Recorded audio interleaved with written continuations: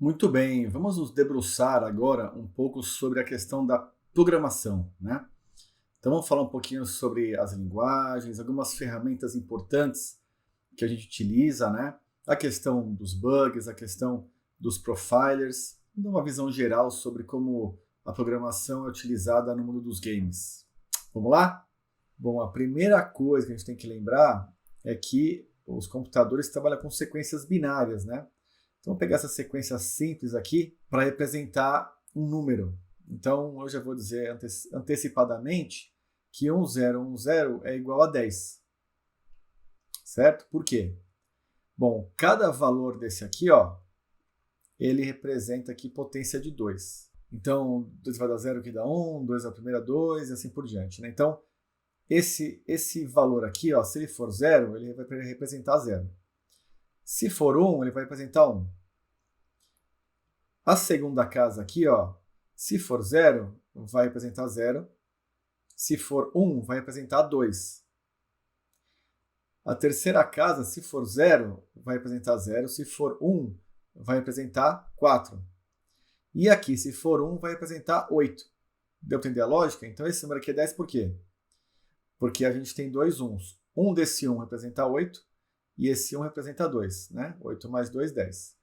E se eu fosse aqui representar 11, aí ficaria 1, 0, 1, 1, certo? Porque a gente aí somaria esse 1 aqui. Né? Então, essa pequena introdução aqui de uma aula bem legal aqui da Khan Academy foi só para a gente entender mais ou menos como é o processo básico, né? Para a gente representar números, né? E assim, aí a gente pode estender isso também para representar, por exemplo, letras. A gente também vai ter soma, adição e assim por diante, né? Tudo com código binário. Então aqui a gente tem um ENIAC, né? Na década de 40, considerado aí o primeiro computador do mundo, né? Ele tinha grande porte.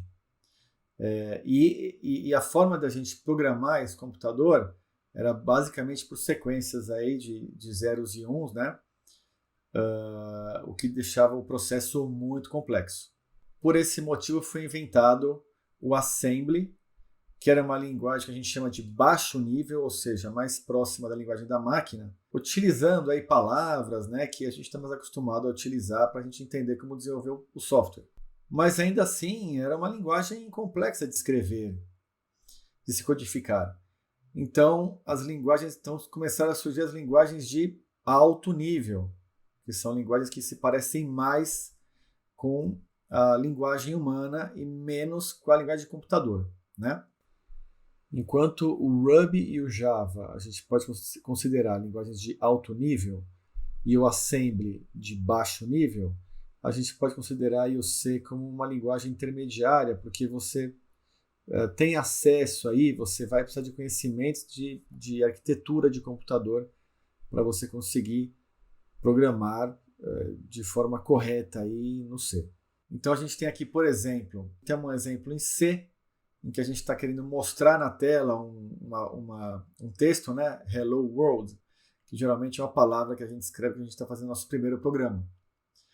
A gente tem um outro exemplo em Ruby, que é puts Hello World. A gente faz em uma linha só. Tem Java também, um pouco mais complexo aí, com mais informações. E a gente tem a versão aqui do lado do Hello World, escrita em Assembly, certo? Bem mais complexo, né? Então, nesse processo de evolução das linguagens, a gente foi trabalhando com linguagens cada vez mais fáceis de um ser humano interpretar do que uma máquina interpretar. Em geral, é possível considerar que as linguagens de baixo nível, elas são mais rápidas, elas têm performance melhor do que as linguagens de alto nível. Então, dependendo da aplicação do seu código, você talvez tenha que recorrer a uma linguagem de mais baixo nível, né, para conseguir desenvolver o seu projeto. Então, hoje, a gente tem uma infinidade de linguagens diferentes, né? Tem linguagens, por exemplo, específicas mais para a questão de programação gráfica. A gente tem linguagens mais focadas na parte, por exemplo, de interfaces web. Tem linguagens mais especializadas, né? Para trabalhar com, por exemplo, servidores. Linguagens com mais performance, linguagens que são um pouco mais fáceis de entender. Então a gente tem atualmente uma infinidade e você vai escolher a linguagem dependendo aí da utilização, né, e dos seus objetivos. Agora é interessante a gente falar aqui um pouco sobre sintaxe de linguagem, né? O que é essa sintaxe? É a forma que você vai escrever.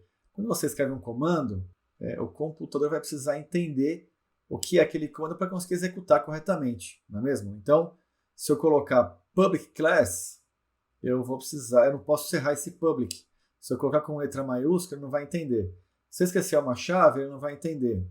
Toda vez que eu termino uma instrução, tem que colocar um ponto e vírgula ali no Hello World. Então, se eu esquecer o ponto e vírgula, também ele vai acusar um erro. Então, o programador precisa entender a sintaxe das linguagens. E por esse motivo que surgiram as programações visuais, né? Então, a gente tem 2 exemplos aí, um utilizando a linguagem visual, o Visual Scripting do Unity.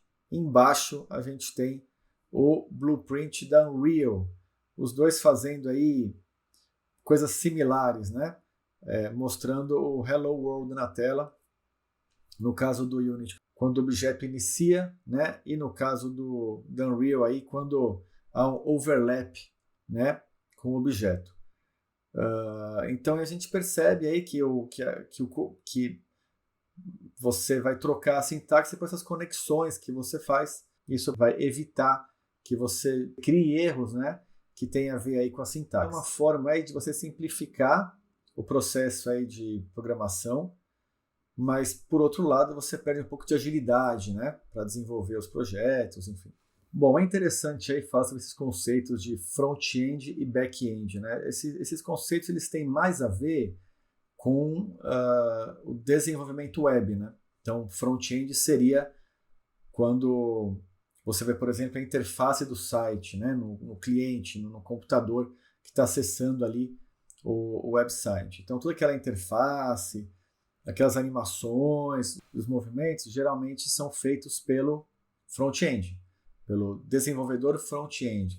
E a gente tem o back-end, que vai fazer a programação do servidor. Então imagina num banco. No banco você tem um front-end, onde você vai interagir, vai colocar o valor lá, por exemplo, de quanto você quer transferir, vai escolher a conta. Quando você apertar OK, essa informação vai para o servidor, ele vai fazer a transação no servidor de forma segura e vai mandar a mensagem ali para o seu computador que foi tudo certo. E aí você vai ver a interface, né, na front-end, dizendo que foi concluído, né? Então a gente vai ter essa separação muito clara entre as funções. No caso dos games, muitos dos processos, né, que ocorrem, por exemplo, quando você perde uma vida, quando você passa de fase, são calculados no próprio cliente, né? Mas em alguns casos, principalmente jogos que são online, então a gente tem o programador back-end, né, que vai fazer essa programação mesmo no servidor. Então vamos supor um jogo competitivo, né? Então a gente vai fazer esses cálculos no jogo de cartas, por exemplo, para evitar que haja trapaças durante o jogo. Então geralmente quem vai fazer toda a parte de verificação de quem ganhou aquela partida, né? Se aquela carta ela foi jogada no momento certo, quem vai fazer isso é o próprio servidor, né? E não o cliente. Então nesse sentido a gente trabalha assim com programadores back-end e geralmente para games, né? E geralmente eles vão utilizar ferramentas aí como, por exemplo, computação na nuvem da Amazon, Google Cloud, né? Ou outros. Um outro ponto aí super importante na questão de programação é o controle de versão, certo? Então imagina que você está desenvolvendo o seu projeto e aí você tem milhares de linhas ali programadas no seu jogo, né? E você decide mudar alguma coisa e aí de repente dá um erro. Então no controle de versão ele vai fazer justamente isso, controlar as versões. Ele tem formas aí de você gravar um histórico das alterações que você foi fazendo e você pode voltar quando você achar que faz sentido. Então essa é uma ferramenta super importante, essencial aí para construir jogos, né? Além disso, você também pode trabalhar de forma colaborativa. Então nesse caso a gente tem o computador A e o computador B. cada um tem um histórico específico, né? E existe o histórico do projeto que está no servidor. Então, de repente, tem lá um desenvolvedor que está mexendo no computador A, né? Quando ele achar que estiver pronto, estiver ok, ele testou, ele manda para o servidor ali. Esse processo também pode passar, ter aprovações e assim por diante. E esse controle de versão não é só para programação. Eu dei o exemplo de programação, mas ele também pode ser para a questão da arte, né? Ele tem ali as versões do seu jogo completo ali, né? Com arte, com programação, com os assets 3D, com som, né? E assim por diante. Existem várias ferramentas aí de versionamento. A gente tem o Git, que é super popular, muitas empresas, muitas pessoas utilizam. A gente tem o Perforce também, que é uma ferramenta que muitos jogos AAA usam. A própria Unreal tem um sistema de versionamento próprio. A Unity também, ela comprou uma que se chamava Plastic, e aí agora ela chama de Unity Version Control.